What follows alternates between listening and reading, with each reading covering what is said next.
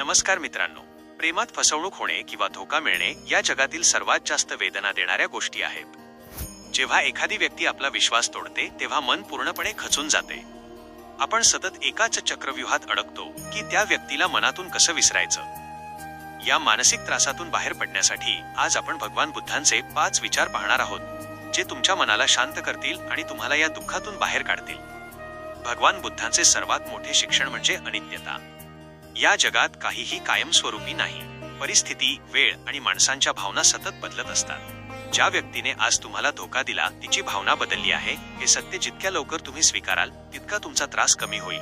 हे लक्षात ठेवा की हे दुःखही कायम राहणार नाही, हा काळही निघून जाईल. बुद्ध म्हणतात, दुःखाचे मुख्य कारण आसक्ती आणि अति अपेक्षा आहेत. आपण त्या व्यक्तीवर स्वतःपेक्षा जास्त विश्वास ठेवला आणि तिच्याकडून अपेक्षा ठेवल्या. आज तुम्ही त्या व्यक्तीला नाही तर तिच्यासोबत पाहिलेल्या स्वप्नांना धरून ठेवले आहे. ती आसक्ती आता हळूहळू सोडून देण्याची वेळ आली आहे. बुद्धांचे एक प्रसिद्ध वाक्य आहे, वजा राग मनात धरून ठेवणे म्हणजे स्वतः विष पिऊन दुसऱ्याच्या मरणाची वाट पाहण्यासारखे आहे. जर तुम्ही समोरच्या व्यक्तीचा द्वेष करत राहाल तर ती व्यक्ती सतत तुमच्या विचारात जिवंत राहील. स्वतःच्या मनाच्या शांततेसाठी तिला माफ करा आणि तुमच्या विचारांमधून कायमचे मुक्त करा. भगवान बुद्धांनुसार जगामध्ये सर्वात जास्त प्रेमाचा आणि करुणेचा हक्कदार कोणी असेल तर ते तुम्ही स्वतः आहात. ज्या व्यक्तीने तुमची आणि तुमच्या प्रेमाची किंमत ओळखली नाही तिच्यासाठी स्वतःचे अमूल्य आयुष्य आणि अश्रू वाया घालवू नका. स्वतःला वेळ द्या, स्वतःची काळजी घ्या आणि स्वतःच्या प्रगतीवर लक्ष केंद्रित करा.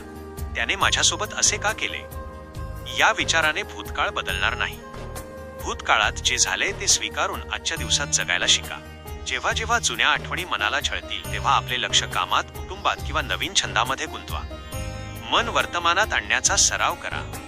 मित्रांनो, एक गोष्ट नेहमी लक्षात ठेवा, कधी कधी काही लोकांचे आयुष्यातून जाणे हे शाप नसून एक आशीर्वाद असतो. काळाने किंवा निसर्गाने त्या व्यक्तीला तुमच्या आयुष्यातून दूर केले कारण ती व्यक्ती तुमच्या खऱ्या प्रेमाच्या लायकीची नव्हती. हा तुमच्या आयुष्याचा शेवट नाही तर एका खऱ्या आणि चांगल्या आयुष्याची सुरुवात आहे. स्वतःला सांभाळा आणि खंबीर बना.